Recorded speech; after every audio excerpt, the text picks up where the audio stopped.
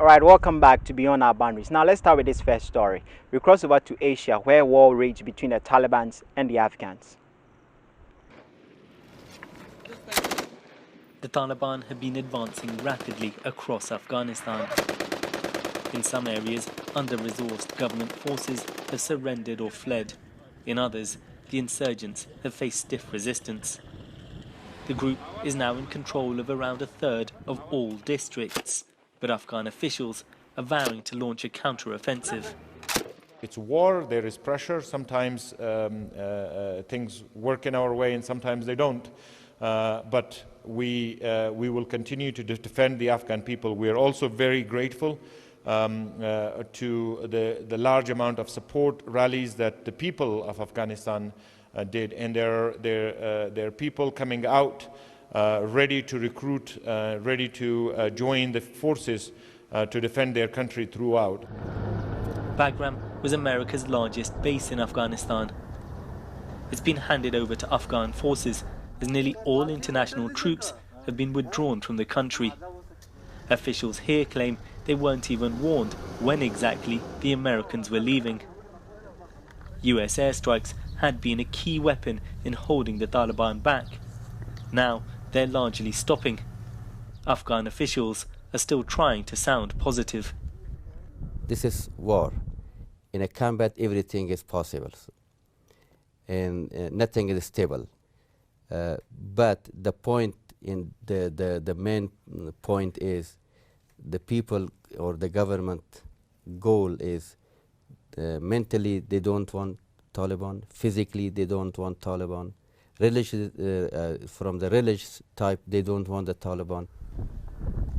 Underlining the pressures on Afghan forces, last night neighbouring Tajikistan ordered thousands more troops to the border after hundreds of Afghan soldiers fled across it in recent days. Many fear come September. And after so many years of international aid, all is set to come to an end after Germany withdrew her troops. And now U.S. President Joe Biden announced that the U.S. will be withdrawing their troops on September 11th. Obviously, this will be a very big challenge for the Afghans because the Taliban seems to take over the land. Consulting closely with our allies and partners, with our military leaders and intelligence personnel, with our diplomats and our development experts, with the Congress and the Vice President, as well as with Mr. Ghani and many others around the world, I've concluded that it's time to end America's longest war. It's time for American troops to come home.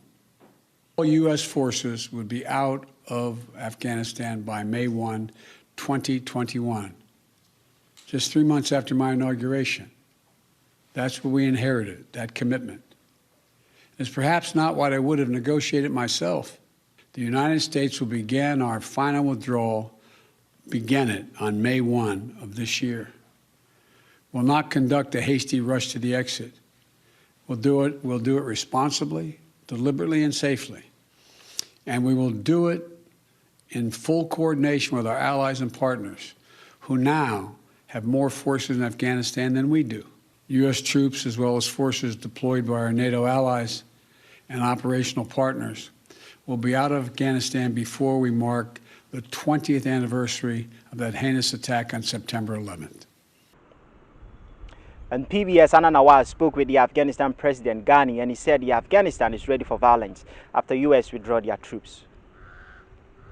As far as straight-out war is concerned, we're ready.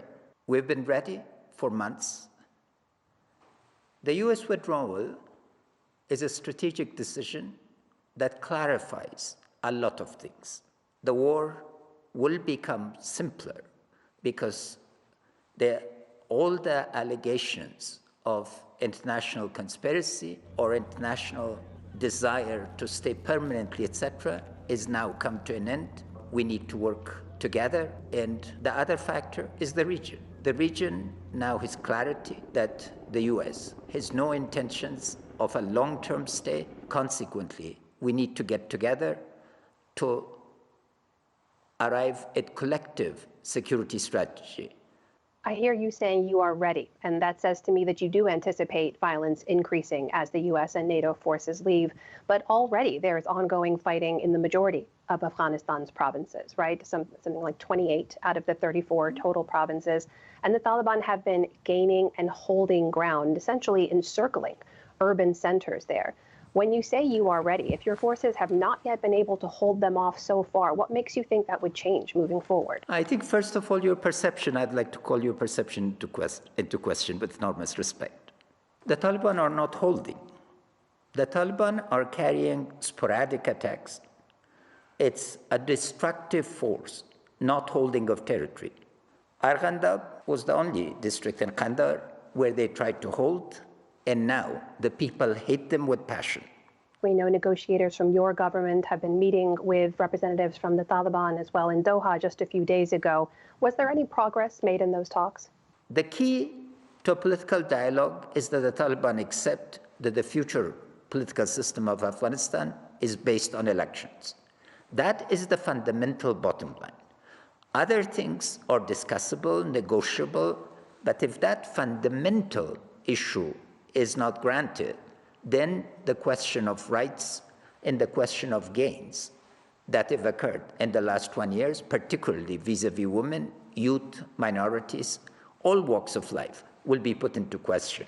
And the Taliban have said that they will continue to engage in these talks. But I'd like to ask you about the plan that you recently laid out in an article about how you think things should move forward. You'd like to see a short transitional government put into place, elections scheduled and held. You said that you would not run in those elections and that you would leave office early if your successor, who was elected, had a mandate for peace. Are there any other circumstances under which you would step down early? No. None if there at all. is war, no. If there is war, I'm the commander-in-chief. I will not abandon my people. I will not abandon my forces. I'm willing to die for my country. I have no interest in power. I'm committed to the principle of ensuring order. Afghan society wants order. At the same time, Mr. President, the Taliban have told us that if you, President Ghani, want to stay in power, they say there will be no solution. And they say the longer you stay in power, that it will only prolong the fighting. So if it's in the interest of even reaching a peace agreement in the first place, would you consider stepping down early to move forward that process? I've given you my answer. Are they going to accept elections as the fundamental basis of moving forward or not? I'm not the obstacle.